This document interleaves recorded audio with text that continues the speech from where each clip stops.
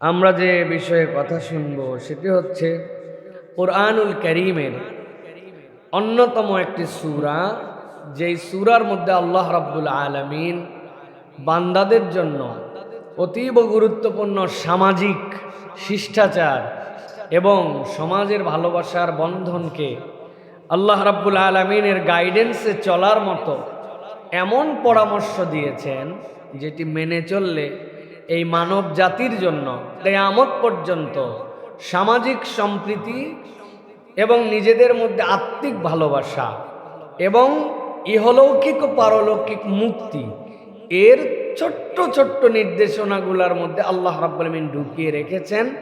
সেরকম একটি সূরা হচ্ছে সূরা হুজুরাত। কুরআনুল কারীমের সূরার সিরিয়ালে ৪৯ নম্বর সূরা, আয়াতের দিক দিয়ে মাত্র 18টা আয়াত।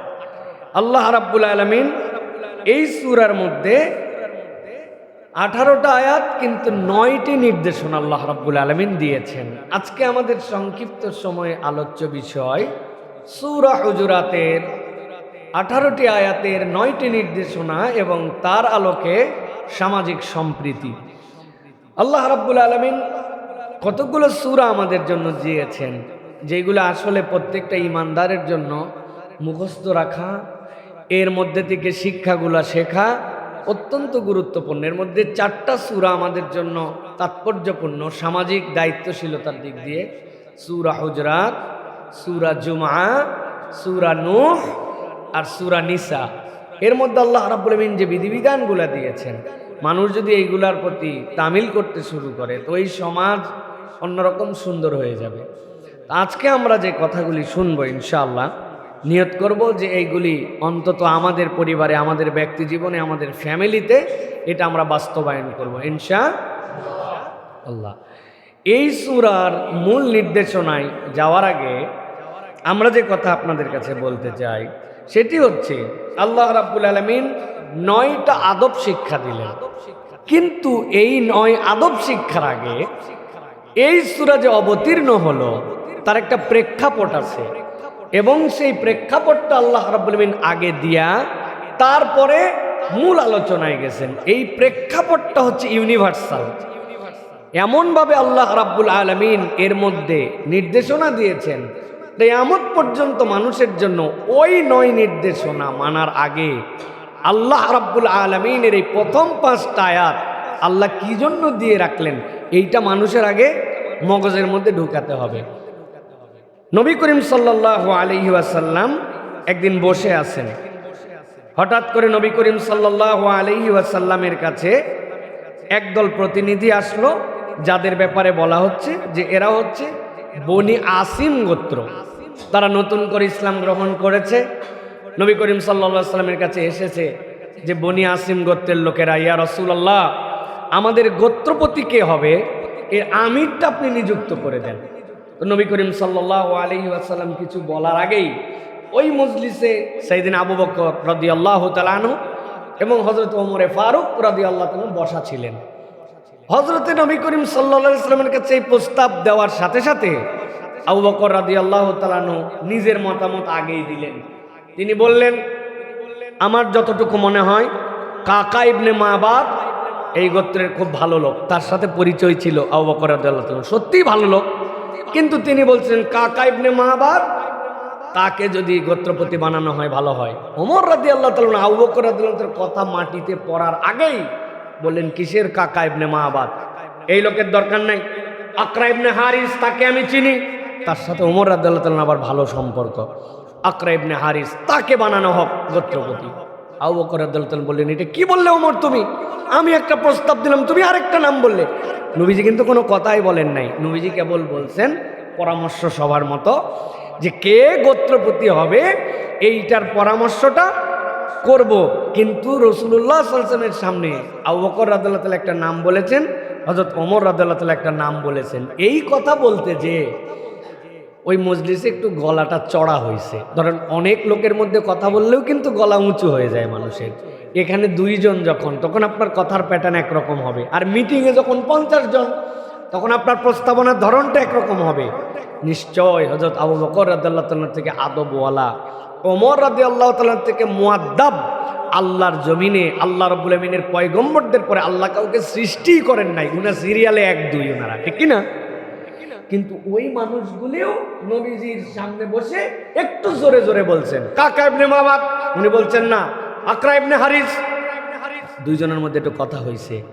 এই কথাটা নবী করিম সাল্লাল্লাহু আলাইহি সাল্লাম যেই ভয়েসে তার কাছে কথা বলেন তার থেকে মজলিসের আদবের খেলাফ হয়ে একটু উঁচু হয়েছে। আল্লাহ রাব্বুল আলামিন সাথে সাথে জিবরাইল আমিনকে প্রেরণ করেছেন। গোত্রের তখনও গোত্রপতি নির্ধারণ হয় নাই, ওই মজলিসের মধ্যে যারা বসে আছে তাদের সিদ্ধান্ত তখনও ফাইনাল হয় নাই। বনি আসিম গোত্র তাদের লিডারও তখন খুঁজে পায় নাই।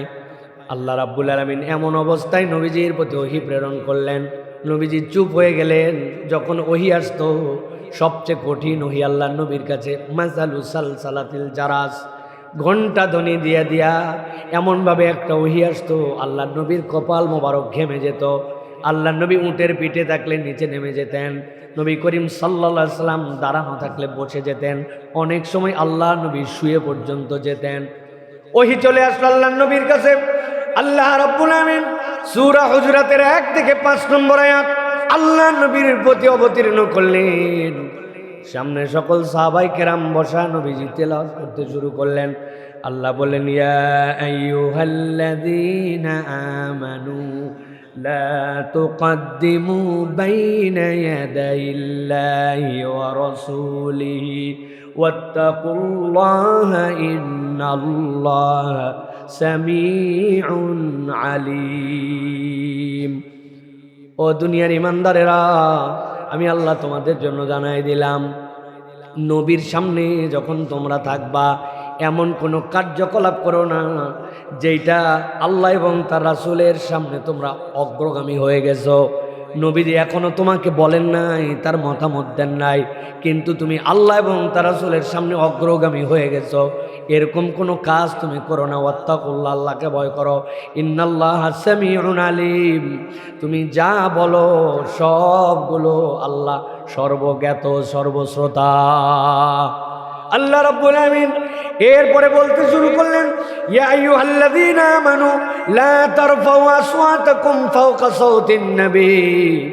আমার নবী যেই মজলিসে বসা থাকেন ওই মজলিসে তোমার শব্দ, তোমার কথাটা এমন যেন না হয় আমার হাবিবের কথা আর উপরে তোমার কথা যেন চড়ে না যায়। আল্লাহু আকবার।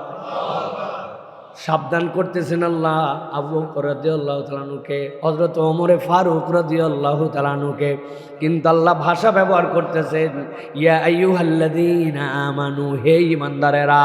কিয়ামত পর্যন্ত যত ঈমানদার এখন জিজ্ঞাসা থাকবে নবী সাল্লাল্লাহু আলাইহি সাল্লাম আপনার আমার সামনে নাই, আল্লাহ নবীর ইন্তেকাল হয়ে গেছে, আল্লাহ নবী দুনিয়ার যে হায়াত এখান থেকে আল্লাহ রাব্বুল আমিন বরজকি হায়াতুন নবী করেই তাকে রেখে দিয়েছেন। কিন্তু আল্লাহ কেন বললেন ইয়া আইয়ুহাল্লাযীনা আমানু লা তারফাউ আসওয়াতাকুম ফাওকা সাওতিন নবী, আমার নবীর সামনে তোমার যেন কোনো শব্দমালা, তোমার যেন মুখের বাক্য, তোমার যেন কোনো কথা আমার নবীর কথার উপরে না উঠে যায়।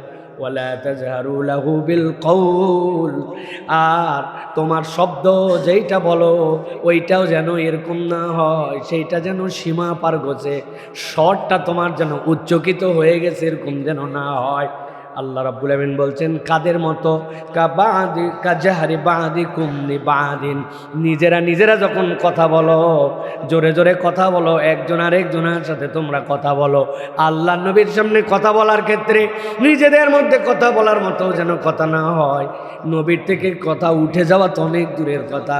আল্লাহ বলছেন আনতা হাবাতা আমালুকুম ওয়া আনতুম লা তাশউরুন, তোমার কথার উপরে, নবীর কথার উপরে তোমার বাক্য যদি উঠে যায়, তোমরা যেরকম নিজেদের সাথে কথা বলো, আল্লাহ নবীর সামনে যদি এরকম বেয়াদবিমূলক কথা হয়ে যায়, আমি আল্লাহ জানাই দিলাম তোমার আমলনামা শেষ হয়ে যাবে, অথচ তুমি টেরও পাবে না। আল্লাহু আকবার। কাদের ব্যাপারে কথা হচ্ছে আবার খেয়াল করেন। সাইয়েদনা আবু বকর, হযরত ওমর ফারুক রাদিয়াল্লাহু তাআলা আনহু নবীজির কাছে আয়েশা রাদিয়াল্লাহু তাআলা আনহা আসছেন। আল্লাহ নবী বলছেন জানো নাকি ওমরের আমলনামা কেমন জানো নাকি? ওই যে আসমান জমিনের যেই তারাগুলা দেখতে পাওয়া আমার ওমরের আমল নামা তার থেকে বেশি। প্রশংসা মেয়েরা বাপেরটা শুনতে চায়, আরেকজনের প্রশংসা শুনতে চায় না, মন ছোট হয়ে গেছে। আমার আব্বার কথা আপনি বলবেন মনে করছিলাম, কিন্তু আপনি এমন লোকের কথা বলছেন, আমার বাপ নয় কিন্তু আবার নবীজির শ্বশুর তিনি হন। আল্লাহ নবী ভাব বুঝতেন, কেননা হুমায়রা ছিলেন আয়েশা রাদিয়াল্লাহু আনহা, যখন তার মন খারাপ হতো, রাগ হতো, তার গাল মোবারক, কপল মোবারক এমনভাবে লাল হয়ে যেত, আল্লাহ নবী এই জন্য তাকে লালি বলে ডাকতেন। হুমায়রা মানে লালি। আল্লাহ রাব্বুল আলামিনের নবী এর পরে জানাচ্ছেন, আয়েশা মন খারাপ করো না, ওমরেরটা তো গুনা যায় চাঁদ দিয়া, তারা দিয়া, আকাশের এই নক্ষত্রপুঞ্জ দিয়া, কিন্তু আমার আবু বকরের আমল গুনতে পারে এরকম কোন দুনিয়ার কোন দৃষ্টান্ত নাই। সুবহানাল্লাহ। আল্লাহ বলছেন, আনতাহবাতা আমালুকুম ওয়া আনতুম লা তাশউরুন।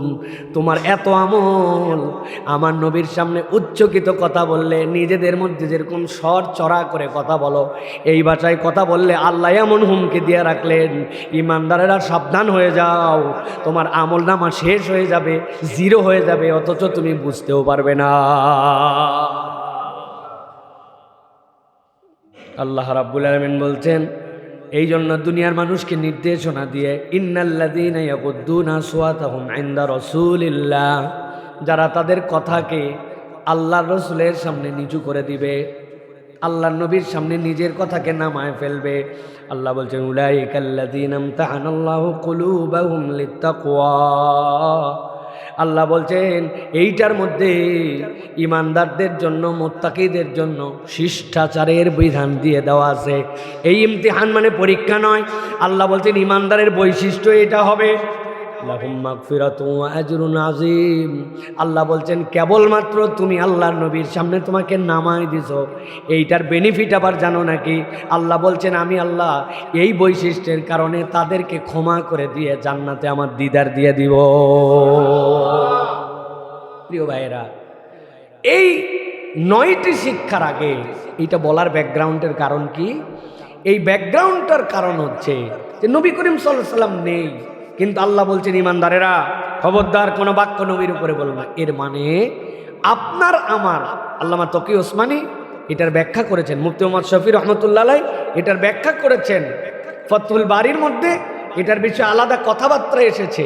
তারা বলছেন যে দুনিয়াতে আল্লাহ নবী সাল্লাল্লাহু আলাইহি সাল্লাম যা রেখে গেছেন, তার দেওয়া যে তরিকা, তার দেওয়া যে বিধান, তার দেওয়া যে হুদুদ, আল্লাহ নবী সীমানা দেখায় গেছেন, কেউ যদি এই সীমানা অতিক্রম করে তাহলে নবীর সামনে সে কথা বলছে না, কিন্তু তার নবীর সুন্নতের উপরে কথা বলার কারণে, তার নবী সাল্লাল্লাহু আলাইহি সাল্লামের কোনো কথা না মেনে নিয়ে এর এগেনস্টে আপনার কোনো আর্গুমেন্ট দেওয়ার কারণে আপনার আমলনামাকে আল্লাহ মুহূর্তের মধ্যে নিঃশেষ বানায় দিবেন। আপনার আমলনামা বলে কিচ্ছু থাকবে না। রাসূলুল্লাহ সাল্লাল্লাহু আলাইহি ওয়াসাল্লাম বলে গেছেন, এইটা করো, এইটা করো না, এইটা আমল করো, এইটা ছেড়ো না। আপনি যদি ইহকার করে, এটাকে যদি আপনি তুচ্ছ তাচ্ছিল্য করে, আল্লাহ নবীর কোনো বিধান, আরে নবী বলছে, নবীর সময় ভিন্ন রকম ছিল, এখনকার সময় ভিন্ন, এইটুক যদি বলে কেউ, সাথে সাথে তার আমলনামা ধ্বংস হয়ে যাবে। কিয়ামতের দিনে যাই কিচ্ছু পাবে না, নামাজ রোজা হজ যাকাত কিচ্ছু খুঁজে পাবে না, সব শেষ হয়ে যাবে। আর উল্টাটা যদি কেউ করে, পালন করতে পারি, অনেক সময় পারি না, কিন্তু আমি আল্লাহ নবীর শ্রেষ্ঠত্ব মেনে নিছি, তার বিধানই শ্রেষ্ঠ, তার সুন্নাতই শ্রেষ্ঠ, তার কথাই শেষ কথা, আমার নবীর কথার উপর আমার কোনো কথাই থাকতে পারে না। কেউ যদি এই সামিআনা ওয়া আতানা মেনে নেয়, আল্লাহ রাব্বুল আলামিন এইটুকুর কারণে আল্লাহ তাকে ক্ষমা করে দিতে পারেন, আল্লাহ তাকে জান্নাতে ঢুকাই দিতে পারেন, জাস্ট এইটুকু। এই জন্য এই 9 নির্দেশনা যেটা হুজুরাতে আল্লাহ তার আগে এটা আগে জানায় রাখছেন, যে আমি যেটা বললাম, নবী যেটা তোমাকে জানাই ফেললো, এটাই হচ্ছে লাস্ট। এরপর আর কোনো কথা বুদ্ধিতে ধরতেও পারে, নাও পারে, আমার আকলে কাজ করতেও পারে, নাও পারে, আমার যুক্তিতে আসতেও পারে, নাও পারে, আমার যুক্তির কোনো মূল্য নাই। আমার নবী বলছেন ফাইনাল, বাস শেষ কথা। এই জন্যই আমরা মুসলিম, এই জন্যই আমরা মুমিন, এই জন্য আমরা উম্মতে মুহাম্মাদি।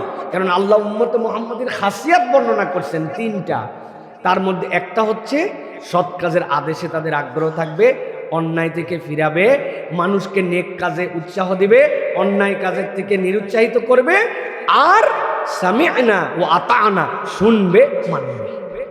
শুনবে, যুক্তি দিবে, না শুনবে, প্রশ্ন করবে, তাই তো না? এগুলো সব বনি ইসরাইলের স্বভাব। আল্লাহ বলছেন এই উম্মত শ্রেষ্ঠ এই জন্য শুনছে আর মেনে নিছে। এই জন্য প্রিয় ভাইয়েরা, এই সূরা হুজরাতের এই নির্দেশনাটা আমাদের জন্য অত্যন্ত তাৎপর্যপূর্ণ। এই ভূমিকাটা বুঝে নাও। এবার চলেন আমরা একে একে খুব সংক্ষিপ্ত সময়ে জাস্ট আমরা নির্দেশনাগুলো একটু বোঝার চেষ্টা করি। 1 নম্বরে আল্লাহ রাব্বুল আমিন বলছেন কিয়ামত পর্যন্ত মানুষের জন্য শিক্ষা হচ্ছে, আল্লাহর পক্ষ থেকে দায়িত্ব হচ্ছে, যখন কেউ তোমাদের কাছে কোনো সংবাদ নিয়ে আসবে, কোনো বার্তা নিয়ে আসবে, এমন গুরুত্বপূর্ণ মেসেজ নিয়ে আসবে যেটার প্রভাব কেবল তোমার সাথে নয়, পরিবারের সাথে, সমাজের সাথে, রাষ্ট্রের সাথে, বিশ্বের সাথে সম্পর্ক আছে, আল্লাহ নির্দেশ দিলেন তোমরা এই সংবাদটুকু একদম হইচই করে কেবল গ্রহণ করে নিবে, এরকম যেন না হয়। আল্লাহ বললেন এটাকে পরীক্ষা করো, তোমরা ইনভেস্টিগেট করো, ইনভেস্টিগেট করে পরীক্ষা করে তবেই সংবাদটা নিবে। কেননা সংবাদের বাহক যে সংবাদ নিয়ে আসতেছে ওই সংবাদেও ত্রুটি থাকতে পারে, বাহকও অনেক সময় 2 নম্বর হতে পারে। সুতরাং যে কোনো সংবাদ শুনলাম আর প্রচার করে দিলাম, এটা ইমানদারের ক্যারেক্টারিস্টিক হবে না। ইমানদারের ক্যারেক্টারিস্টিক হবে সে পরীক্ষা নিরীক্ষা করে তারপরে এই তথ্যটি গ্রহণ করবে এবং প্রচার করবে।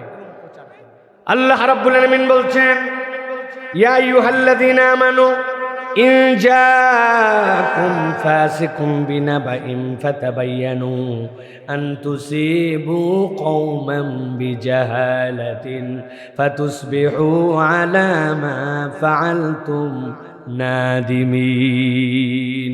আল্লাহ বলছেন যখন তোমাদের কাছে কেউ কোনো সংবাদ নিয়ে আসবে, সেই সংবাদ বাহক এরকম হতে পারে ফাসিক, যে প্রকাশ্য আল্লাহ রাব্বুল আলামিনের এমন নির্দেশনা ছিল যেখান থেকে সে অ্যাভয়েড করছে, সেইটাকে ত্যাগ করছে। এই প্রকাশ্য যদি কেউ কবিরা গুনাহ করে ফেলে তাকে ফাসিক বলা হয়। আল্লাহ বলছেন সংবাদ নিয়ে আসার পরে তোমরা পরীক্ষা নিরীক্ষা করো, ক্রস এক্সামিন করো, হাদিসের সনদ যাচাইয়ের যে পদ্ধতি, ক্রস এক্সামিন করো, বিভিন্ন অ্যাঙ্গেল থেকে সেইটা পরীক্ষা করো। যদি এরকম না করো, আল্লাহ বলছেন আন তুসিবু কওমান বিজাহালাতিন ফাতুসবিহু আলা মা ফাআলতুম নাদিমিন। আল্লাহ বলছেন এই সংবাদের কারণে তোমরা বিভ্রান্তিতে পড়তে পারো। আল্লাহ রাব্বুল আমিন যেই আয়াতে কারিমা অবতীর্ণ করলেন, শুনলে অবাক লাগবে।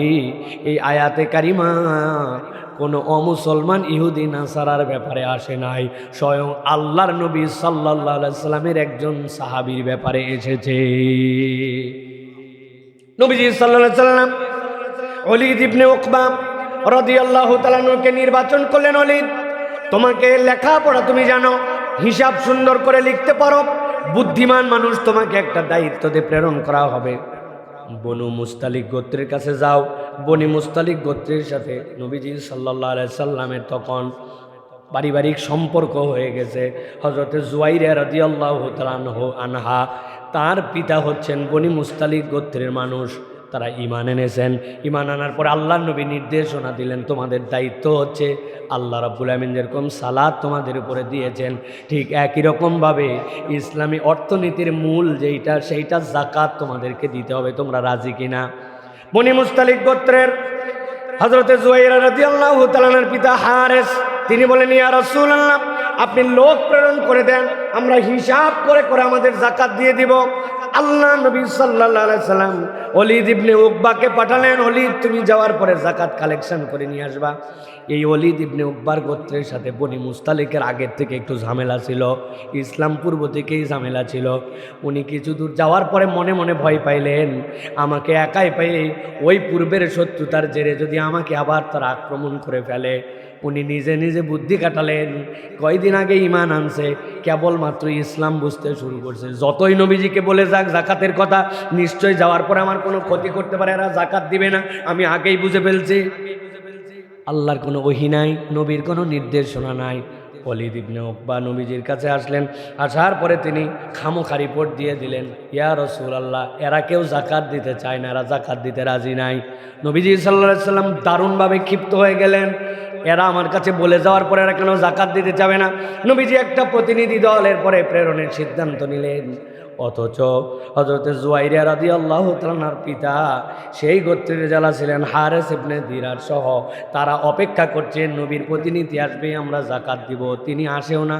অথচ এরপরে দেখেন একটা গ্রুপ তাদের জন্য আসতেছে, তোমরা কেন আসছো? যাকাত দিতে নাকি তোমরা অস্বীকার করেছ? বলে কে আমাদের কাছে যাকাত নিতে আসলো? কার কাছে আমরা অস্বীকার করেছি? আল্লাহর নবীর কাছে তারা চলে আসলেন। আসার পরে নবীজি মুখামুখি করে দিলেন, ওলীদ তুমি যে কাজ করেছো ওদের কাছে যে রিপোর্ট দিয়েছো না, দাও নাই। আল্লাহ নবীর কাছে তিনি দায় স্বীকার করে নিলেন, আল্লাহ নবী এই প্রেক্ষাপটের কারণে আমি আমার এই বিবেচনায় না যে আমি রিপোর্ট দিয়েছি যে তারা যাকাত দিবে না, আল্লাহর সাথে সাথে আয়াত অবতীর্ণ করলেন, ইয়া আইয়ুহাল্লাযীনা আমানু ইয়া আইয়ুহাল্লাযীনা আমানু ইন জাআকুম ফাসিকুম বিনাবাইন ফাতাবায়ানু আন তুসিবু কওমান বিজাহালা। কোন সংবাদ যদি আসে পরীক্ষা করো, পরীক্ষা না করলে রক্তপাত হয়ে যেতে পারে, যুদ্ধ বেঁধে যেতে পারে, তাদের ব্যাপারে তোমার ধারণা অন্যরকম হয়ে যেতে পারে। এই জন্য কোনো বিষয়ের সংবাদ যদি আসে, ইসলামের প্রধান দায়িত্ব হচ্ছে, ইমানদারদের দায়িত্ব হচ্ছে ইজতানিবু, ইনভেস্টিগেট, আগে সেইটা পরীক্ষা নিরীক্ষা করে তারপরে সেই সংবাদ গ্রহণ করা এবং প্রচার করা, ঠিক না? এই রুল যদি আমরা কেবলমাত্র ফেসবুকের যে এখন যুগ আর এআইয়ের যে যুগ, এই যুগে যদি এই একটা রুল যদি আমরা ফলো না করি, তাহলে এই সমাজ বিশৃঙ্খল হয়ে যেতে বেশি সময় লাগবে না, ঠিক কিনা? আর্টিফিশিয়াল ইন্টেলিজেন্স বলবেন নাকি এটাকে আর্টিফিশিয়াল শয়তান বলবেন, এটা আমাদের নতুন করে বিবেচনা করার জন্য সামনে সময় আসছে।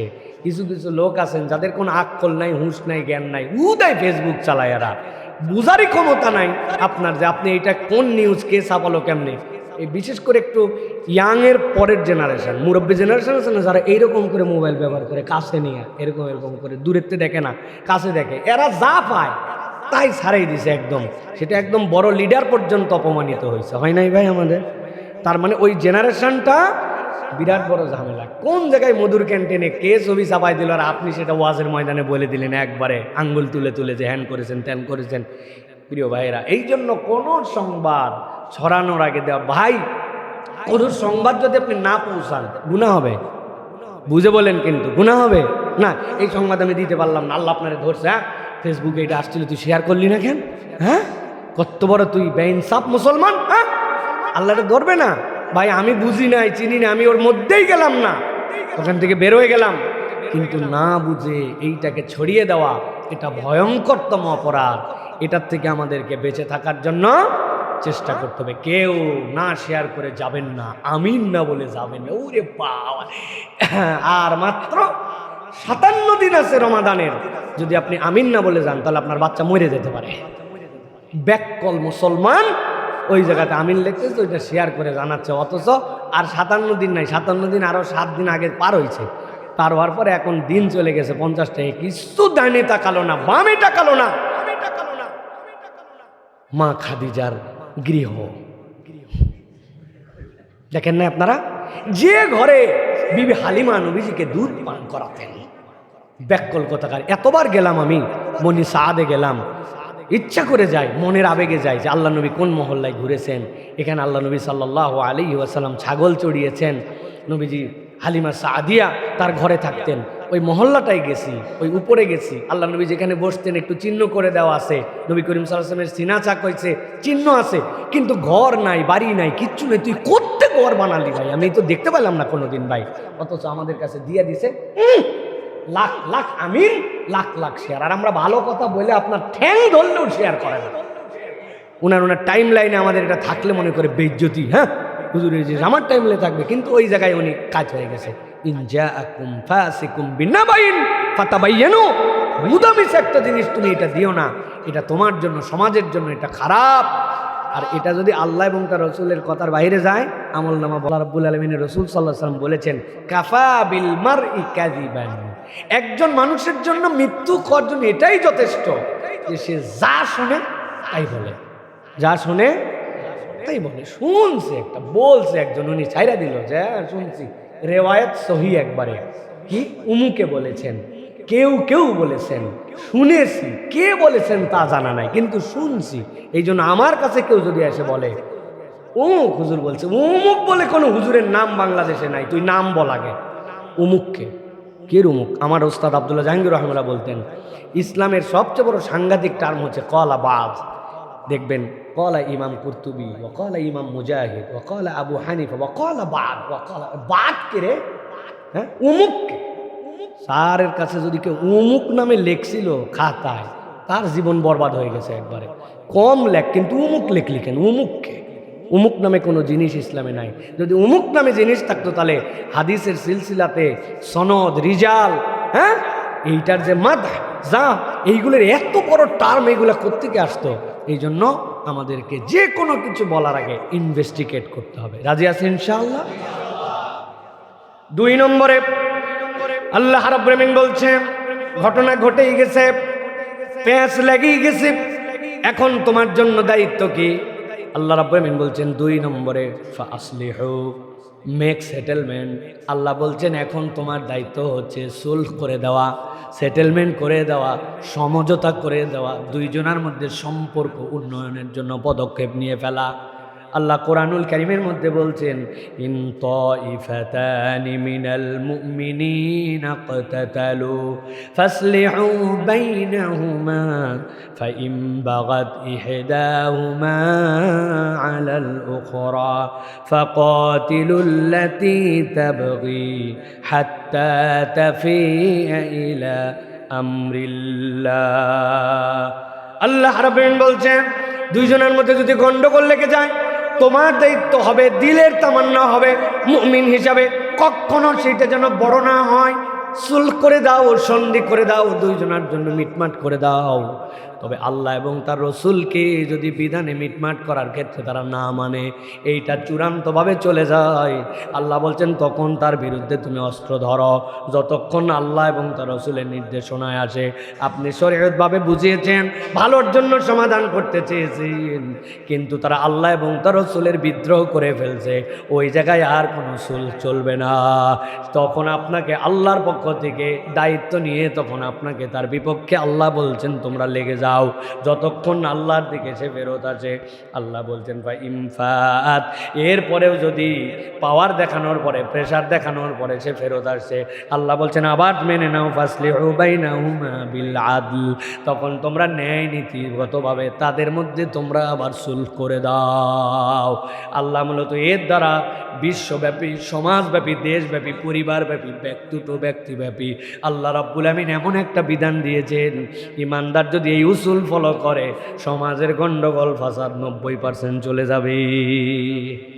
দায়িত্ব হবে যে আমাদের আল্লাহ এবং তার রসুলকে মানে না, ওইটাকে পার করে যায় নাই, তাহলে গন্ডগোল, টুটা ফাটা, ইমানদারের তবিয়ত হবে মিউচুয়াল করে দেওয়া, তাদের মধ্যে সেটেলমেন্ট করে দেওয়া। তারা যেন আল্লাহ রাব্বুল আলামিনের হুকুমের বাহিরে যায় নাই, মেনে নিছে আল্লাহ আল্লাহ রসুল যে পদ্ধতি বলেছেন সেইটার মধ্যে তোমাকে সেটেলমেন্ট করে দেওয়া। একটু বুঝের বিষয় আছে। আল্লাহ রাব্বুল আলামিন মিরাসের জন্য আমাদেরকে আল্লাহর পক্ষ থেকে ডিটেলস বর্ণনা দিয়ে দিয়েছেন। এখন কোনো একজন বোন বলতেছে না আমি আল্লাহর বিধান টিধান এগুলো আমার দেখার সময় নেই, যা আছে সব সমান সমান। আল্লাহ এটা বুঝাচ্ছেন যে আল্লাহর বিধানের উপর কথা বললে তখন এই জায়গায় কোনো কথা নাই, তখন তুমি তাকে শরীয়তের যে বিধিবিধান আছে ওইটা তাকে তখন তোমাকে জোর করে চাপতে হবে। তারপরে যখন আবার বলছে যে আচ্ছা ঠিক আছে বেকায়দায় পরে এখন লাইনে আসছে, আল্লাহ বলেন বেকায়দায় লাইনে আসছে ফাসলিহু, আবার তার সাথে ইনসাফ করো, আদল করো, কিন্তু টার্গেট থাকবে ইমানদার কখনো কারোর মধ্যে গন্ডগোল বাঁধাবে না, গন্ডগোল মিটাবে। কি হবে ভাই? গন্ডগোল মিটাবে। যদিও আমাদের অবশ্য এই সকল তবিয়ত বাঙালিদের মধ্যে নাই, আমরা কিছু পারি না পারি বাতাস দিতে পারি অন্তত, মানে আগুনে খড়িও দেই নাই, আগুন নিজে জ্বলিও না, কিন্তু বাতাসটুকু দিতে পারি। বাসে করে যাচ্ছে 11 নম্বরের এই জায়গায় এক সিএনজি আলার সাথে মোটরসাইকেল আলার লাগালাগি করে গন্ডগোল। উনি কিসে আছে? বাসে। উনি বাসের মধ্যে থেকে কাল্লা বাইর করে দেখতেছে বিশাল গন্ডগোল। তো খানিকক্ষণ পরে উনি তো না পারতেছে নামতে, না পারতেছে মিটাতে, না ওই গন্ডগোলের পাট, কিন্তু একটা ডায়লগ দেখেছে, এই সিএনজি আলা ভাই, হাত থাকতে মুখ দিয়ে কিরে লাগা লাগা। এরপরে বাস আস্তে করে চলে গেছে, উনি বাতাসটুকু দিয়ে গেছে। এই বাতাস দেওয়ার অভ্যাস আছে না ভাই? কথা বলেন, কার কার আছে? হাত তুলে নেবে দেখি। সব জায়গায় বাতাস দেওয়া। ভাইয়ে ভাইয়ে গন্ডগোল লাগছে, বাহিরে উনি তৃতীয় পক্ষ। কয় কেস কোট এইগুলা কি আঙ্গুল চুষার জন্য? তুমি চায়ের দোকানে গল্প যাও বেটা যাও, উকিলের নাম্বার দিয়ে দিচ্ছে, আমার নাম বলিস যা, ডেঞ্জারাস উকিল। এখন পর্যন্ত কোনো মিথ্যা মামলায় সে হারে নাই, বুঝেন নাই না? কোনো মিথ্যা মামলায় হারে নাই, সব মিথ্যা মামলা জিতে গেছে। এইরকম উকিলের খবর দিছে, সে সোল্ভ করতে চায় না, গন্ডগোল লাগাই দিতে চায়। আল্লাহ বলছেন এটা ইমানদারের চরিত্র নয়। এই আচরণ করলে তুমি নবীর উপর তোমার কথা নিয়ে গেছো, নবী বলছে গন্ডগোল মিটাও, আর তুমি ইমানদার হয়ে গন্ডগোল লাগাও, বাতাস লাগাও একজনের আরেকজনের সাথে। গন্ডগোল কেমনে যুগ যুগ জিয়ে থাকবে এই চেষ্টা করো। আব্দুল মালিক সাহেব দামাত বরাকাতুল আলিয়া, উনি যে কঠিন কথা বলছেন, ঠান্ডা মানুষ, এইরকম কথা যে উনি বলবেন যে যতদিন পর্যন্ত ব্রিটিশ সিস্টেমের বিচার, ওর টার্গেটই হচ্ছে যুগ যুগ কেস ঝুলায় রাখা। দেওয়ানি কেস মানে ও কোনো দিন শেষ হবে না, এইভাবে ঝুলায় রাখা। আর ইসলামের নিয়ম হচ্ছে কেসই থাকবে না। ইসলাম 5 থেকে 7 কার্য দিবসের মধ্যে কেস শেষ হয়ে যাবে, ওই কেসকে মিটাই দিবে। শুধু মিটাবেই না, রায় বাস্তবায়ন হবে এমনভাবে নতুন আল্লাহর বান্দা হিম্মত করবে না কেস করার। হ্যাঁ, ইয়ার কি, তুমি ভুয়া একজনের নামে একটা মামলা দিয়ে দিছো, প্রমাণ হয়ে গেছে যেটা মিথ্যা মামলা, তোহমতের কারণে পাবলিকের সামনে 80 খান বাড়ি, আমার মতো লের ভেড়া লোক দিয়ে না, যেগুলো হিম্মত আল্লাহর কি সব বাটাম দেওয়া দিবে। একবার যদি বাটাম খায় আর এলাকার লোক সবাই যদি দেখে যে এই লোক মিথ্যা 2 নম্বর কথার কারণে বাটাম খায়, তার অবস্থা কিরে, পিছনের হাড্ডি সব সমান হয়ে গেছে একবারে, আর গুড়গুড়া হয়ে গেছে, আল্লাহর দয়ায় ওই এলাকায় কারো বাপের সাহস হবে না নতুন করে মিথ্যা মামলা করা। মহিলার বিপক্ষে তুমি অপমান করছো, বিবাহিত অবিবাহিত হিসাব করে টোরে, তারপরে আল্লাহ রাব্বুল আলামিনের ফায়সালা তার সামনে কায়েম করা হয়েছে। এলাকার সব লোক এসে দেখছে, ওরে বাবা বাবা, প্রয়োজনে আমি নিজে নিজে ডাক্তারের কাছে যাই নপুংসক হয়ে যাবো, প্রয়োজনে যাবো, আমার পুরুষত্ব দরকার নাই আমার, কিন্তু তারপরে এই আকামের দিকে যাওয়া যাবে না, ঠিক কিনা? আপনি খালি ঘোষণা দেন দৃষ্টান্তমূলক শাস্ত্রে। দৃষ্টান্ত মানে কি ভাই? কোনোদিন বিশ্লেষণ করছেন কিছু কিছু শব্দ? বিশ্লেষণ করে নাই। দৃষ্টান্ত মানে কি? দেখানোর মতো ইউনিক। বিফোর দিস টাইম এটা হয় না, এটা একটা পুরা প্রতারণামূলক মিথ্যা কথা। আইনে কি হবে সব লেখা আছে, আপনি কোত্থেকে দৃষ্টান্ত উপস্থাপন করবেন? ওই বিচারকের বাপের ক্ষমতা নাই রুলের বাইরে যাওয়া, ঠিক কিনা? চাইলেও দিতে পারবেন আপনি মিথ্যা কথা বলে দৃষ্টান্তমূলক। আরেকটা ভগিযোগী কথা আছে, মসজিদের সামনে লেখা থাকে মুক্ত হস্তে দান করুন। মানে কি ভাই? মানে আপনার হাত মুক্ত করে যা আছে সব দিয়ে ফেলান। এখন থেকে এটা চেঞ্জ করবেন, বলবেন যে কম সামর্থ্যে দান করুন, সব দিবেন না দয়া করে, সব আপনার নিব না আমরা। মুক্ত হস্ত বলে আপনি 1.5 টাকা 2 টাকা ফেলাইছেন, হ্যাঁ কেমনে তাইলে হইল? এই যে ভক্কর চক্কর, আল্লাহ রাব্বুল আলামিন বলতেছেন না ফাসলিহু, ইমানদার তোমার তবিয়ত তুমি বানাও যে আমি কারো গন্ডগোল করতে দিব না, আমি গন্ডগোল মিটাই দিব। আপনার মন যদি এটা থাকে, আল্লাহ রাব্বুল আলামিন এটা আল্লাহর নবী পছন্দ করেন, এই জন্য আপনাকে অটোমেটিক মাফ করে দিতে পারেন। সুবহানাল্লাহ বলে। আল্লাহ রাব্বুল আলামিন এই নিয়ামত দিয়েছেন। তাহলে এটা গেল 2 নম্বরে। 3 নম্বরে আল্লাহ বলছেন ও আকসিতু, কেবলমাত্র ন্যায় বিচার নয়। আকসিতু আল্লাহ বলতেছেন কেবলমাত্র আদল নয়, আমি আল্লাহ দায়িত্ব দিলাম ন্যায় বিচারও তুমি করবা। ফাইম ফাআত ফাসলিহু বাইনাহুমা বিল আদলি ওয়া আকসিতু। তুমি এখন বিচারের জায়গায় দাঁড়ায় গেছো, আল্লাহ বলছেন তুমি ওই বিচারের জায়গায় দাঁড়ানো মানে এজলাসে বসা নয়, বিচার কার্যের বিচারপতি হওয়া নয়। প্রত্যেকেই তার নিজের জায়গায় অনেক সময় বিচারক হয়। নবীজির কাছে ইয়া রাসূলুল্লাহ, আমার 8টা ছেলে মেয়ে, একটা ছেলেকে এত ভালোবাসি, কি জন্য ভালোবাসো? খুব ভালো লাগে আমার, কি করছো? ইয়া রাসূলুল্লাহ, তার জন্য আমি একটা বাড়িতে কাজের লোক দিয়ে দিয়েছি, গোলাম দিয়ে দিয়েছি, সার্বক্ষণিক তার সাথে থাকে। নবীজি বললেন বাকি ছেলেদের জন্য দিছো? বলে না দেই নাই। আল্লাহ নবী দায়িত্ব দিলেন বাকি ছেলেদের জন্য একজন করে দাও, আর যদি দিতে না পারো যাকে দিছো তার থেকে সরায় নাও। তুমি পিতা হিসাবে বিচারকের জায়গায় ওয়াকসিতু, আল্লাহ বলছেন ন্যায় বিচার তোমাকে করতে হবে। যার যেখানে ন্যায় বিচারের জায়গা আসবে, আপনাকে বিচারের দিক থেকে ওই জায়গাতে ন্যায়কে প্রতিষ্ঠিত করতে হবে। এটা আল্লাহ রাব্বুল আলামিন বলছেন, এটা তোমার দায়িত্ব যে তুমি ন্যায় বিচার করবা। সেটা হিন্দু না মুসলমান এটা দেখার নাই। এক ইহুদি আসছিল, মুসলমানের সাথে ঝামেলা, নবীজির কাছে বিচার নিয়ে আসছে। আল্লাহ নবী সাল্লাল্লাহু আলাইহি ওয়াসাল্লাম সকল কিছু দেখে ইহুদির পক্ষে রায় দিয়ে দিছে। মুসলমানের মন খারাপ, চিন্তা করছে নবীজির মন তো এরকম, ওমর হচ্ছে স্ট্রং থেকে স্ট্রং, চলো এই বিচার হবে না, ওমরের কাছে বিচার। বেচারি বেকায়দায় পড়ছে, মুসলমান সংখ্যাধিক্য, না যায় উপায় নাই। ওমর রাদিয়াল্লাহু তাআলার কাছে বিচার নিয়ে গেছে, ওমর রাদিয়াল্লাহু তাআলা বলছেন যে বিচার কি হয় নাই? বলছে হ্যাঁ, নবীজি বিচার করছে, কিন্তু এর পক্ষে দিছে। ওমর বলছে দাঁড়াও, আমি ভিতর থেকে বিচারের জিনিসপত্র নিয়ে আসতেছি। এক কোপে কল্লার থেকে ধর আলাদা করে দিছে। আল্লাহর নবী সাল্লাল্লাহু আলাইহি ওয়াসাল্লামের কথার উপরে, তার বিচারের উপরে তুমি বিচার নিয়ে আসছো। আল্লাহ রাব্বুল আলামিন এই জন্যই বলেছেন আনতাহবাতা আমালুকুম, তোমার আমলনামা শেষ হয়ে যাবে, তোমার কল্লা থেকে ধর নামাবে না, কিন্তু নবীর বিচার শেষ বিচার, এর উপরে কোনো কথা থাকতে পারে, এটাই মেনে নিতে হবে। এটাই হচ্ছে শর্ত। আল্লাহ বলছেন ওয়াকসিতু, তুমি ন্যায় বিচার করো, তুমি মুমিন, তুমি কেমনে অন্যায় বিচার করো? তোমার সামনে যে কোনো ছোট্টখাট্ট ফায়সালা আসছে, এই ফায়সালায় তো তুমি অন্যায় বিচার করতে পারো না। এই জন্য ন্যায় বিচার মানুষের মধ্যে যখন উঠে যাবে, সমাজ তখন শেষ হয়ে যাবে। আল্লাহ এই জন্য দায়িত্ব দিয়েছেন আকসিতু, ন্যায় বিচার করো, ন্যায় বিচার করো। ন্যায় বিচার না থাকলে আর মিথ্যা থাকলে সে সমাজ শেষ হয়ে যাবে। সেইটা হযরতে ঈসা আলাইহিস সালাম লোক একজন সাথে নিয়ে রওনা হয়েছেন, যে ঈসা আলাইহিস সালাম বলছেন চলো আমার সাথে একজন সফর সঙ্গী দরকার। সফর সঙ্গীকে নিয়ে গেছেন। যাওয়ার সময় ঈসা আলাইহিস সালামের কাছে রুটি ছিল কতগুলো, নিয়ে সাথে নিয়ে গেছেন। অনেক দূর যাওয়ার পরে এক জায়গায় দাঁড়িয়েছেন, ওযু করার জন্য, ওয়াশরুম করার জন্য গেছেন, আর তার জিম্মাদারি দিয়ে গেছেন জিনিসপত্র পাহারার। আসছেন, আসার পরে বলছেন ক্ষুধা লাগছে, যেহেতু ব্রেক নিছি তো খাওয়া দাওয়াটা করেই যাই আমরা। আসার পরে খুলছেন, খোলার পরে কোনো রুটি নাই।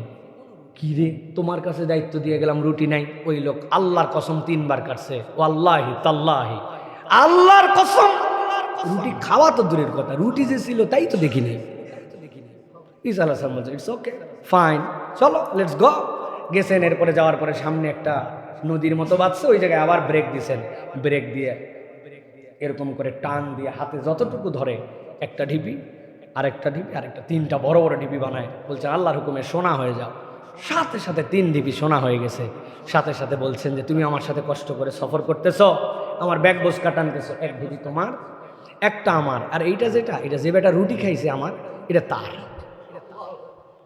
বলছে আল্লাহর কসম আমার জীবনে একটাই ভুল হয়ে গেছে, ওই সময় একটা বড় মিথ্যা কথা শয়তানের ধোকায় বলে ফেলছি, আমি রুটি 3টাই খাইছি।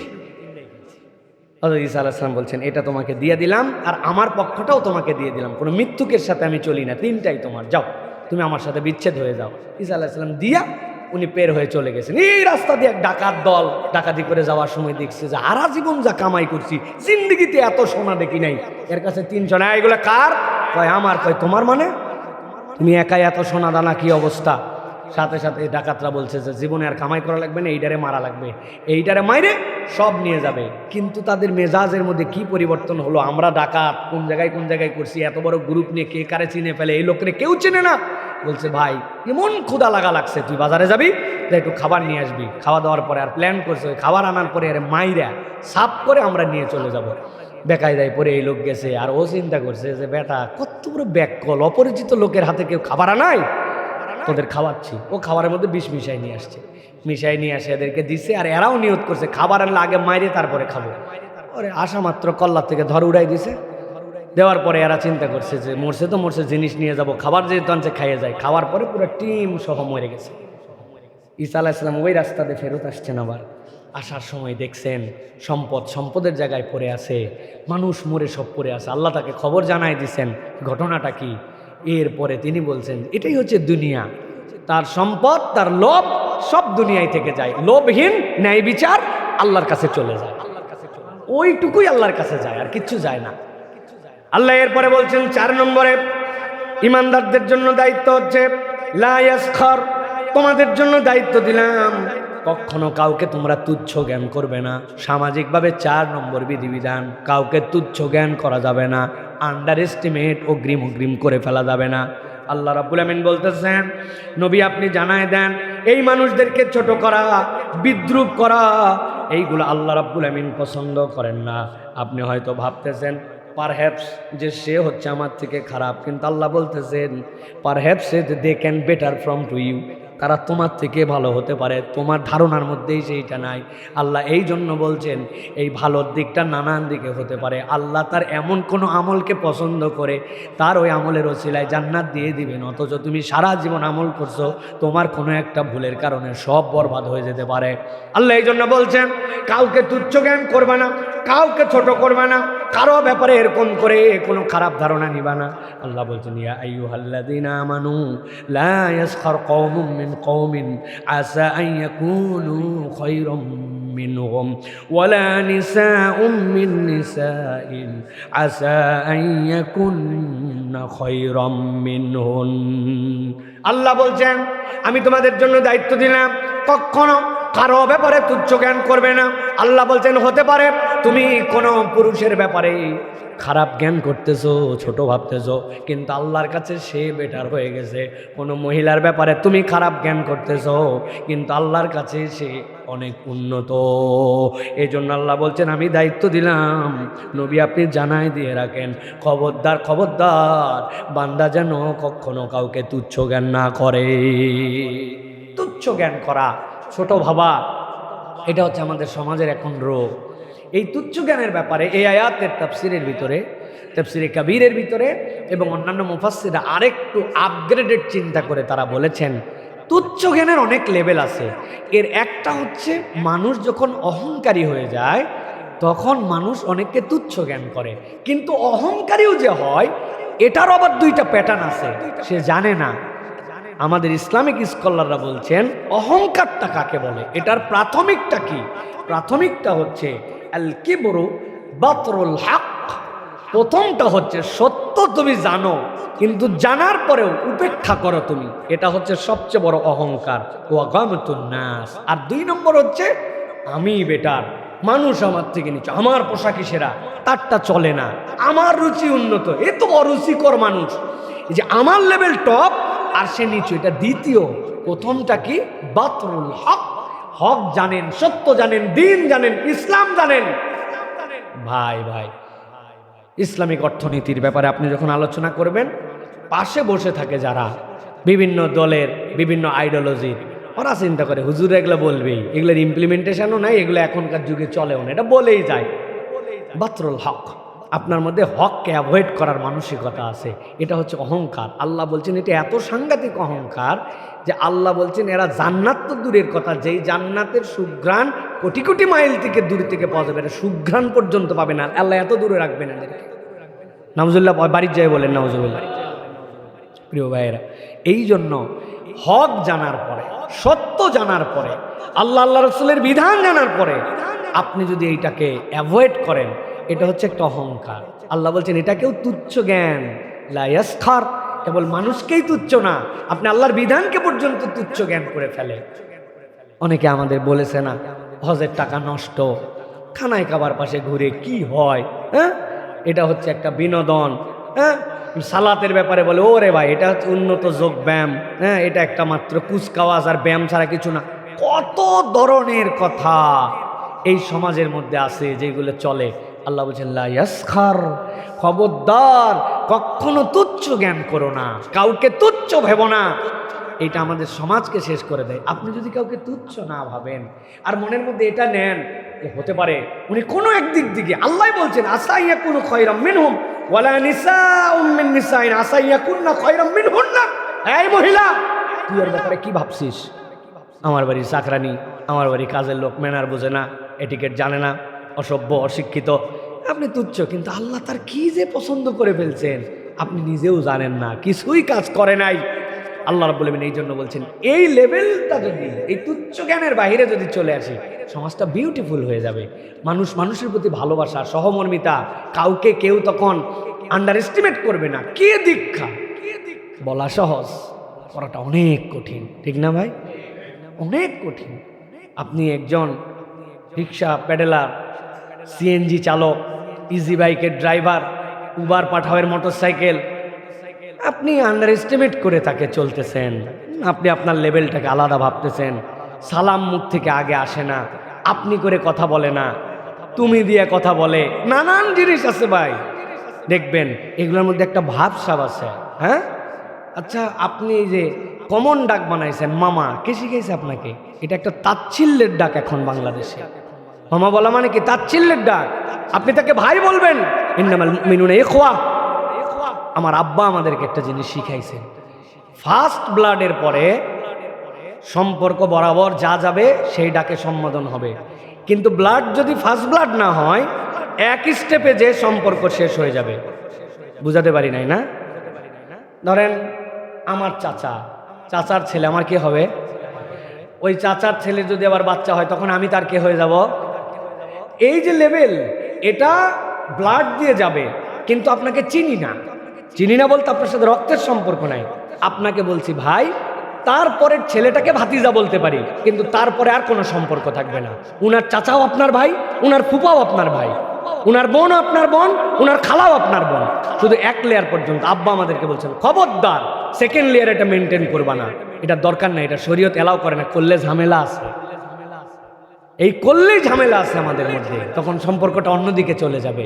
এই জন্য প্রিয় ভাইরা, আল্লাহ রাব্বুল আলামিন ম্যানার শিখাইছেন যে লা ইয়াসখার, কাউকে ছোট জ্ঞান করবে না। ইসলাম বিউটি শিখাই দিছে, সামাজিকভাবে সমাজটা সুন্দর হয়ে যাবে। মামা সম্বোধন, এটা কোনো সম্বোধন নয়, অন্তত আপনারা করবেন না, আপনারা ভাই বলে সম্বোধন করবেন। পারবেন না ইনশাআল্লাহ? আল্লাহ রাব্বুল আলামিনের পরে 5 নম্বরে সূরা হুজরাতের শিক্ষা দিচ্ছেন, নবী আপনি জানায় রাখেন, ওয়ালা তালমিজু আনফুসাকুম, তোমরা একজন আরেকজনকে কখনো দোষারোপ করবে না। একজন আরেকজনকে দোষারোপ করো, এইটা আল্লাহ রাব্বুল আলামিন নিষেধ করে রেখেছেন আপনার আমার জন্য। এই জন্য আল্লাহ বলছেন ওয়ালা তালমিজু আনফুসাকুম, তোমাদের মধ্যে চলাফেরার ক্ষেত্রে অনেক সময় মনে হয়ে যাবে এই কাজটা অমুকেই বোধহয় করছে, আমার যা ধারণা এটা অমুক ছাড়া করতেই পারে না। এই যে করতেই পারে না, ধারণা জ্ঞান করে মানুষ যখন দোষারোপ করতে শুরু করে, তখন সমাজের মধ্যে ফিতনা বাড়তে শুরু করে। বাংলাদেশের এই পরিণতির জন্য অন্যতম কারণ হচ্ছে দোষারোপের রাজনীতি, ঠিক কিনা? দোষারোপ উঠলো স্টেজে, অমুক কি বলছিল তুমুক, এই ইতিহাস শেষ হলো না। ইতিহাস কপচাতে জাতির ভবিষ্যৎ অন্ধকার বানায় ফেলছে, ঠিক না? কি দোষারোপ, কি মিথ্যা তহমত, এইগুলো আমরা যে অনবরত আমরা আমাদের নেতা নেত্রীদের কাছ থেকে এটা শুনতে আমরা অবাক হয়ে গেছি যে মানুষ কিভাবে এরকম করে দোষারোপের রাজনীতি করতে পারে। এই দোষারোপ আল্লাহ বলছেন না, এটা তোমার ক্যারেক্টারিস্টিকের মধ্যে হবে না। দোষ থাকতে পারে, দোষারোপ তুমি করবা না, দোষ থাকতে পারে না, কিন্তু এটা তোমার বলে বেড়ানো, এইটা জানানো, এটাকে আইটেম বানানো, এটা যেন আমার আইটেম না হয়। এটা তো আমাদেরকে খুব খেয়াল করতে, প্রিয় ভাইয়েরা। দোষে গুণেই মানুষ, দোষ না থাকলে তো ইনসান নামই হতো না। আল্লাহ ইনসান নামই দিয়েছেন দুইটা মূল শব্দ থেকে, একটা হচ্ছে উনাসুন মানে হচ্ছে ভালোবাসায় ভরা, আর নিসিয়ান এর মানে ভুলে ভরা। ভুল আছে, দোষ আছে, জন্যই তো আল্লাহ ডাকি দিয়েছেন ইনসান বলে, শব্দটাই চয়েস করছেন আল্লাহ। আবার আল্লাহ উনাস বলেছেন কেন? এই মানুষের থেকে ভালোবাসার আর কোন সৃষ্টি আল্লাহর নাই। ইজা আরাদা শাইয়ান আইয়াকুলা লাহু কুন ফায়াকুন, সব কুন ফায়াকুনে, মানুষ কুন ফায়াকুনে নয়। আল্লাহ রাব্বুল আলামিন খালাকাল্লাহু আদামা বিয়াদিহি, আল্লাহ আদর করে যত্ন করে আদম আলাইহিস সালামকে দুনিয়ার মাটি নিয়ে জান্নাতে নিজ হাতে সৃষ্টি করেছেন। সুবহানাল্লাহ। এই যে মানুষ বলে মুখে আঘাত করবেন না, এটা লজিক্যাল। আল্লাহ রাব্বুল আলামিন নিজে এই মুখকে সৃষ্টি করছেন। আপনার মুখ কালো হতে পারে, আপনার মুখ আফ্রিকানদের মতো হতে পারে, কিন্তু এই মুখের মধ্যে যে ম্যানেজমেন্ট, এইটা অকল্পনীয় ম্যানেজমেন্ট। সুবহানাল্লাহ বলেন। এই নাকের ছোট্ট একটু ম্যানেজমেন্ট, এটাই তো পাগল করা ম্যানেজমেন্ট। এক ফেরোনাক্স দিয়ে আল্লাহ রাব্বুল আলামিন আপনাকে আমাকে কিভাবে ধন্য করে দিয়েছেন। আজকে তাপমাত্রা 10 ডিগ্রি সেলসিয়াস, আবার এই মসজিদে এসি চালানো লাগে 40 ডিগ্রি সেলসিয়াস। এখন এই বান্দার এই 10, যেটা গতকালকে রাত্রে যে ফগ আর কুয়াশা গেছে, ঢাকা শহর এরকম কুয়াশা আমরা খুব কম দেখছি। মাহফিল করে ফেরার সময় পুরো ঢাকা অন্ধকার হয়ে গেল, গাড়ি চালানো যায় না। এই যে ওইটা ডাইরেক্ট যদি কোনোরকম কনভার্টার ছাড়া আমার লাঞ্চে চলে যেত, আমার এটা নিউমোনিয়া হয়ে আর কথা বলা লাগতো না। গরমটা যদি আবার এরকমভাবে চলে যেত, তাহলে আমার এই প্ল্যাটিলেটগুলো ভেঙে যেত, আমার শ্বেত রক্তকণিকা, লোহিত রক্তকণিকা, এইগুলো সব আমার ভেঙে চুরমার হয়ে যেত, এগুলার গঠন করে রাখতে পারতো না 40 যদি বুকে। আল্লাহ মাইক্রো সেকেন্ডের মধ্যে এই চিপ দিয়া এটাকে কনভার্ট করে আমার বুক যা লাগে ওইটার কাছাকাছি আল্লাহ অনবরত সাপ্লাই দিয়ে যাচ্ছেন। আল্লাহ রাব্বুল আলামিন এই অনন্য করে সৃষ্টি করেছেন। আল্লাহ রাব্বুল আলামিন আমাদের এই সৌন্দর্য দিয়েছেন। আল্লাহ এই জন্য বলতেছেন যে বান্দা তুমি যেরকমই হও দোষারোপ করো না, তোমার এটা ক্যারেক্টারিস্টিক হতে পারে না। মানুষ হিসেবে মানুষের প্রতি দোষ থাকবে, গুণ থাকবে, কিন্তু দোষারোপ করা এটা আমাদের চরিত্র হবে না। আমাদের স্ত্রী এবং স্বামীর মধ্যে যত গণ্ডগোল, এর অধিকাংশ হয় দোষারোপ দিয়া, ঠিক না ভাই? বাচ্চা কাচ্চা ভালো করলে তখন বলে আমার বাচ্চা, আর বাচ্চা যদি একটু খারাপ করে তোমার বাচ্চাটা করছেটা কি দেখছো, হ্যাঁ, তখনই তোমার বাচ্চা হয়ে যায়। আর যখন ভালো করে তখন আমার বাচ্চা থাকে। এই যে এটা দোষারোপের সিলি নিচ থেকে শুরু হয়, এইটা আস্তে আস্তে করে বাড়তে থাকে। তুমি যা করো, আমি যা করি, তুমি করো, স্যাক্রিফাইস এবং এই যে দোষ, এগুলাকে মুক্ত করে ভালোবাসার সম্পর্ক আল্লাহ রাব্বুল আলামিন বাড়াতে বলেছেন। তাহলে এটা গেল 5 নম্বর। এবার 6 নম্বর আল্লাহ বলছেন ওয়ালা তানাবাজু। আল্লাহ রাব্বুল আলামিন বলছেন পরস্পর তোমরা বাজে নামে ডেকো না। আল্লাহ কোরআনে বলছেন ওয়ালা তানাবাজু বিল আলকাব বিসাল ইসমুল ফুসুক বাদাল ঈমান। আল্লাহ রাব্বুল আমিন বলছেন তোমরা খবরদার একজনকে আরেকজন বাজে নামে ডেকো না। জাহেলি যুগের অনেক কিছু তোমাদের মধ্যে পরিবর্তন হয়ে গেছে, কিন্তু জাহেলি যুগের কিছু আচরণ তোমাদের মধ্যে এখনো রয়ে গেছে। ঈমান আসার পরেও এই কাজ যদি করো, এইটা জাহেলি যুগের কাজ। একজন আরেকজনকে খোঁটা দিয়ে ডাকে, একজন আরেকজনকে বিকৃত নাম দিয়ে ডাকে। আল্লাহ বলছেন এই বিকৃত নাম দিয়ে ডাকা জায়েজ নাই, বিকৃত নাম দিয়ে ডাকা জায়েজ নাই। আমরা খবরদার, এটা সমাজের মধ্যে একটা খারাপ দৃষ্টান্ত হয়ে যায়। সামনে ডাকতে পারে না, কিন্তু পিছনে বলে, লকব লাগাই দিয়া তার ব্যাপারে একটা বাজে কথা বলে। আল্লাহ বলছেন না, এটা করো না। তবে এই জায়গায় আবার কিছু কথা আছে, আমাদের যারা মুস্তাহিদিন আছেন তারা সেইগুলোর ব্যাপারে বিস্তারিত আলোচনা করেছেন।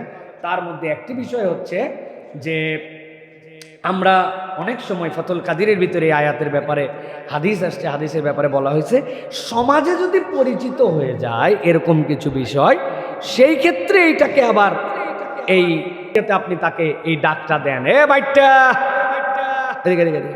আপনি তার বাইটটা বলে ডাক দিচ্ছেন খোঁটা দেওয়ার জন্য। এটা ইচ্ছা করে আপনি করেছেন। অনেক সময় নামকে বিকৃত করেও আমরা ডাকি।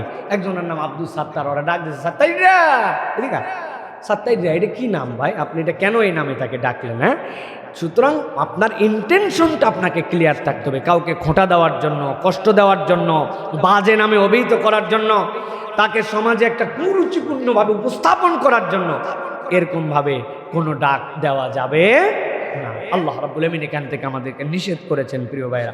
এরপরে 7 নম্বরে আল্লাহ বলতেছেন ধারণা থেকে তোমরা বেঁচে থাকো। ইজতানিবু কাসীরাম মিনাজ যন, অধিকাংশ তোমাদের যে ধারণা করো কুধারণা, এখান থেকে বেঁচে থাকো। ইয়া আইয়ুহাল্লাযীনা আমানু ইজতানিবু কাসীরাম মিনাজ যন ইন্না বা'দাজ যন্নি ইসম। আল্লাহ বলছেন কত ধারণা তো আছে গুনাহ। সমাজের মধ্যে কুধারণার কারণে, বাজে চিন্তার কারণে পরিবার নষ্ট হয়ে যায়। পরিবার থেকে সমাজের মধ্যে রিফ্লেক্ট করে এই বাজে ধারণা, কুধারণা, মানুষের ব্যাপারে বিভিন্ন ধরনের ধারণা পোষণ করা।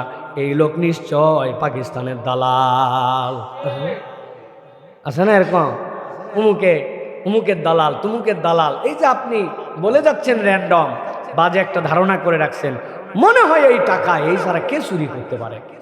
এই যে আপনি একটা ধারণা করছেন, অথচ আপনার পকেট থেকে হয়তো টাকাটা পড়ে গেছে, আপনি জানেনই না। বাজে ধারণা করা কারো ব্যাপারে, এটা বিরাট বড় অপরাধ। ইন্না বা'দাজ যন্নি ইসম। আল্লাহ বলছেন কত ধারণা করা তো স্বয়ং গুনাহ, ধারণাটাই গুনাহ। তুমি কেন এই ধারণা করতেছো প্রিয়? উপরে উপরে উনি আমাকে অনেক খাতির করে, কিন্তু চেহারা দেখেই বুঝছি ভিতরটা ওনার কেমন। বাপরে, চেহারা বিশেষজ্ঞ আইছে রে ভাই, উনার ব্যাপারে একটা খারাপ ধারণা করে বসে আছে। না, উপরে যতই তেল মারো কি আমার দলের লোক না।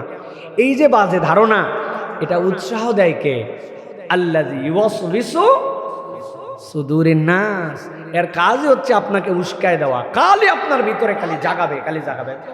হতেই পারে না, এতগুলা ভালো লোক একসাথে থাকতে পারে নাকি? আবার নিজে নিজে পণ্ডিতি করে চিন্তা করে, অভিজ্ঞতা ভাই অভিজ্ঞতা, 50 বছর মানুষ চড়ায়। এই রে বাপরে, 50 বছরের মানুষ চড়াইছে, আপনি নিজেকেই নিজে চিনতে পারেন নাই, আর 50 বছর আপনি করতে মানুষ চিনবেন? মানুষের থেকে দ্রুত স্বভাব পরিবর্তন করার সৃষ্টি এই পৃথিবীতেই নাই, আপনি কোত্থেকে চিনবেন? হ্যাঁ, নবী করিম সাল্লাল্লাহু আলাইহি ওয়াসাল্লাম ওহীপ্রাপ্ত, আল্লাহ নবী চিনতে পারেন নাই। তার সামনে বসেছিলেন এরকম এরকম মানুষেরা, আল্লাহ রাব্বুল আলামিন ওহী দিয়ে জানাইছেন। কাদের সাথে আপনি বসে আছেন আপনি, আর কাদেরকে আপনি দূরে ঠেলছেন? আপনি মনে করছেন এরা সমাজের দামি দামি মানুষ, আর এই লোকটা চোখে দেখে না। ওই লোক আপনার কাছে দিন জিজ্ঞাসা করতে আসছিল, এইগুলা লোকের থেকে ওই লোক আপনার কাছে অনেক দামি।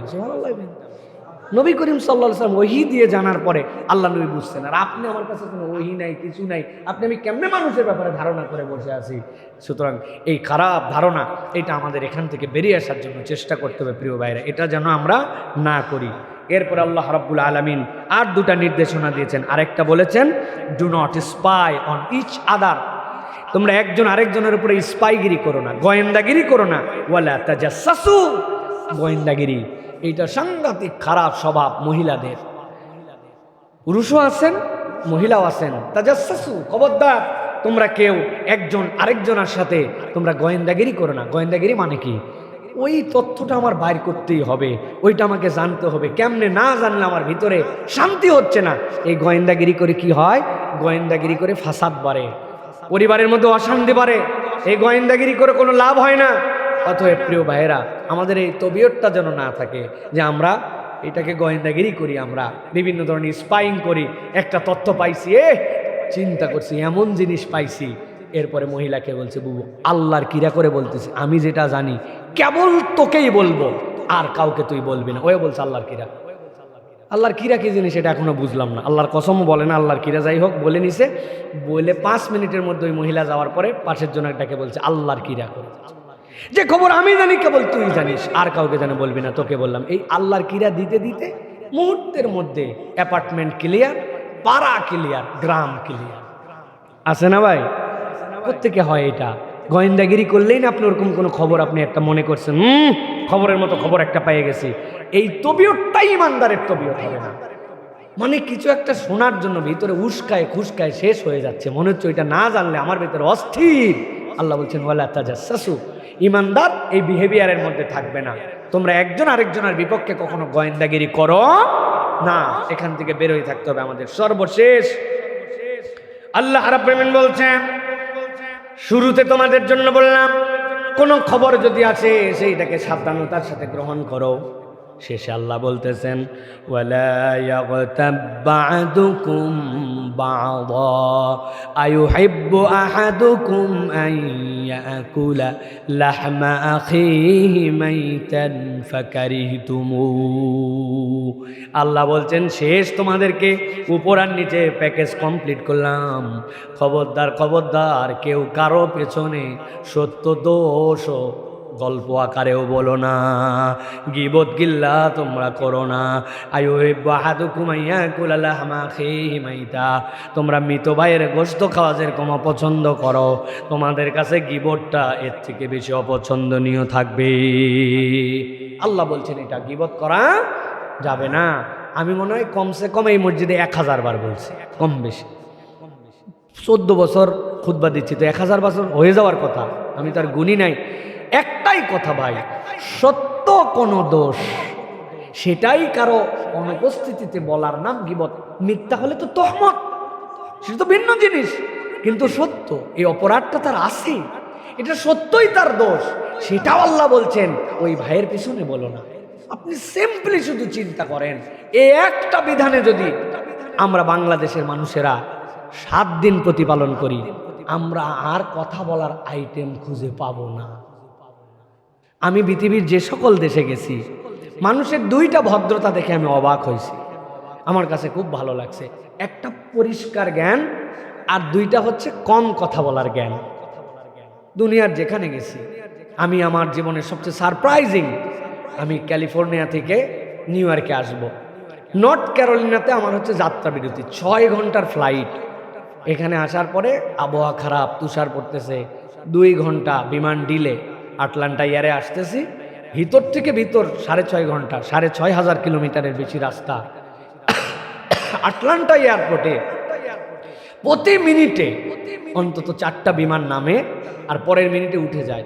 2 ঘন্টায় তাহলে কত বিমান আসে এই জায়গায় জড়ো হয়েছে, কত যাত্রী আসছে, হাজার হাজার যাত্রী। এয়ারপোর্টটা সিঁড়ির মতো, সামনে এক স্টেপ, তারপরে স্টেপ, তারপরে এরকম করে করে এই এয়ারপোর্টটা বানাইছে। মানে এক জায়গায় বসলে পেছনে তাকালেও সবাইকে দেখা যায়, সামনে তাকালেও সবাইকে দেখা যায়। আমি দোতলার উপর উঠছি, জোহরের ওয়াক্ত নামাজ পড়বো, নামাজের জন্য। বিশ্বাস করেন, আমি যা শোনানোর জন্য বলছি না, অন্তত পক্ষে ওই সময় এয়ারপোর্টে 3000 লোক বসে আছে, কেউ বই পড়তেছে, কেউ মোবাইল পড়তেছে, কিন্তু মনে হচ্ছে যে এয়ারপোর্টে মনে হয় 10 জন লোক নাই। সবাই কথাও বলে, কথাটাও তারা বলতে শিখছে, যে এমন ভয়েস যেটা 2 জনের মধ্যে কথা হচ্ছে, 3য় জন শুনতে পায় না, গল্প করতেছে, ফোনে কথা বলতেছে। হোয়াট এ ম্যানার, কি চমৎকার পরিবেশ। আমি চিন্তা করলাম, সুবহানাল্লাহ, বাংলাদেশে যদি এরকম 500 জন লোক খালি এইরকম করে বসতো, আর বিমান যদি দেরি হতো, বিমানের পাইলট আর বিমানবালার গোষ্ঠী উদ্ধার করেই তো আমাদের ক্যাসার লেগে যেত পুরো বিমানবন্দর, ঠিক কিনা? বাইরে ভাই কত বড় বড় লাইনের পিছে দাঁড়িয়েছি, কত কত জায়গায় কথা বলে না মানুষ, এটা তাদের ম্যানার। আর 2 নম্বর পরিষ্কার জ্ঞান, সুবহানাল্লাহ, পরিষ্কার জ্ঞান সব জায়গায় আমাদের মধ্যে। এই জ্ঞানটা আমাদের মধ্যে থেকে একদম উঠে যাচ্ছে, আমরা বুঝি না। খালেদা জিয়ার জানাজায় দাঁড়াইছি, হ্যাঁ, দাঁড়ানোর পরে মানুষের তো কাশি কফ এগুলো আসে, আর আমাদের বাঙালিদের বেশি আসে, যেহেতু যেখানে সেখানে ফেলা আমাদের অভ্যাস, এই জন্য যখন সখন আসে। আর যারা যেখানে সেখানে ফেলে না তাদের যখন তখন আসে না। আপনি বাথরুম আসে খবর পাওয়ার পরে বাথরুমের বেগ যত জোরে লাগবে, আর যদি খবর পান এলাকায় বাথরুম না, আপনার বাথরুম লাগবে না। এটা হচ্ছে হ্যাবিট মানুষের। কত লোক দেখতেছি জানাজার সামনে ভাই, কেমনে সহ্য করি, কেমনে বলি বলেন? কিভাবে আমরা ভদ্র হব জানি না। আরেকজন তো দেখি জানাজায় দম পাচ্ছে না উনি, ওই জন্য উনি মারে মারে পেছন দিকে সবাইকে উনি একদম সুন্দর করে উনি আগরবাতি ধরাইছে। ওই দিন শুধু পরিবেশ ছিল না জন্য আরে কিলঘুষি লাগাই নাই, তাছাড়া একদম কিলঘুষি লাগাই দিতাম একবারে। কেমন ভদ্রতা কেন বলেন ভাই আমাদের? এই জন্য আল্লাহ রাব্বুল আলামিন বলছে, ওয়ালা ইয়াগতাব বা'দুকুম বা'দা, তুমি যদি গীবত করা বাদ দাও তোমার মুখ অটোমেটিক বন্ধ হবে। আপনি তো আইটেম নাই, আপনার কাছে আইটেম নাই, আপনি কি গীবতটা, আপনি গল্পটা কি আজারা করবেন? তখন আপনার পড়ায় মন আসবে, তখন আপনার অন্য কন্টেন্ট দেখতে মন চাবে। আর আপনার যখন আইটেম আছে, ভাই জানিস না তো ভাই, আজকের যে বিমানবালা যেগুলো ছিল এটা মানুষের জাতের মধ্যে পড়ে না। আপনি আইটেম পাইছেন তো, আর এরা তো আইটেম পায় নাই। এই জন্য প্রিয় ভাইরা, আমাদের সব আমল বরবাদ, সারাদিনের কামাই রুজি শেষ এই গীবত দিয়া। ছেলে মেয়ে ছোট বড় 2 জন একত্রিত হলে 3 নম্বরের আলোচনা। এখান থেকে আমাদের বেরোতে হবে প্রিয় ভাইয়েরা, এটা আমাদের জন্য ভয়ঙ্করতম অপরাধ। হুজুর, ছাত্র, নন আলেম, আলেম, আমরা সবাই কম বেশি এগুলোর সাথে বিভিন্ন অজুহাত দিয়ে জড়িত হয়ে যায়। এগুলোর থেকে আমাদেরকে বেঁচে থাকার জন্য চেষ্টা করতে হবে। চলেন আরেকবার সামারি করি। 1 নম্বর, খবর আসলে পরীক্ষা করতে হবে, হ্যাঁ, ইনভেস্টিগেট করতে হবে। 2 নম্বরে মেক সেটেলমেন্ট, মানুষের মধ্যে সমঝোতা করে দিতে হবে। 3 নম্বরে অ্যাক্ট জাস্টলি, আপনাকে একদম দায়িত্বের সাথে আপনাকে ন্যায় বিচার করতে হবে। এরপরে 4 নম্বরে আপনার জন্য দায়িত্ব হচ্ছে লা ইয়াসখার, কাউর ব্যাপারে খারাপ তুচ্ছতাচ্ছিল্য এটা করা যাবে না। 5 নম্বরে যেটা বলেছি সেটা হচ্ছে কাউকে ইনসাল্ট করা যাবে না, হ্যাঁ, একজন আরেকজনকে ইনসাল্ট করা যাবে না, বাজে নামে ডাকা যাবে না, ওয়ালা তালমিজু। 6 নম্বরে বলেছে ওয়ালা তানাবাজু, পরস্পর দোষারোপ করা যাবে না পরস্পর। এরপরে হচ্ছে বাজে নামে ডাকা যাবে না, অন্য কোনো নামে, ব্যঙ্গাত্মক নামে এইগুলো ডাকা যাবে না। 7 নম্বরে যেটা বলেছি ধারণা, কুধারণা, এখান থেকে আমাদের বেঁচে থাকতে হবে। সুধারণা ইসলাম পছন্দ করে। আল্লাহ রাব্বুল আলামিন এই জন্য বলেছেন, আমি বান্দার ধারণা অনুযায়ী, সুবহানাল্লাহ বলেন, এটা মুসলমানদের মুক্তির একটা রাস্তা। আমি ধারণা করি আমার আল্লাহ আমারে মাফ করে দিবে, এই ধারণার দাম আছে। আল্লাহকে আপনি এইভাবেই পাবেন। বিপদে আমার আল্লাহ আমারে দেখবে, আমার আল্লাহ সাইরে যায় নাই, আপনাকে আল্লাহকে পেয়ে যাবেন আপনি ওই জায়গাতে। আল্লাহ হাদিসে কুদসির মধ্যে বলেছেন যে আনা ইনদা জন্নি আব্দি বি, আমার বান্দা আমার ব্যাপারে যার ধারণা করে আমি সেই রকম বান্দা। অতএব না না আল্লাহ আমারে মাফ করবে না, শেষ হয়ে যাবে সব, আমার দ্বারা হয়, আমি কিছু না, এটা শয়তান আপনারে ঢুকায় দিছে। আর আল্লাহ বলছে তুই সুধারণা কর, এই জন্য কুধারণা করবো না, সুধারণা করবো না।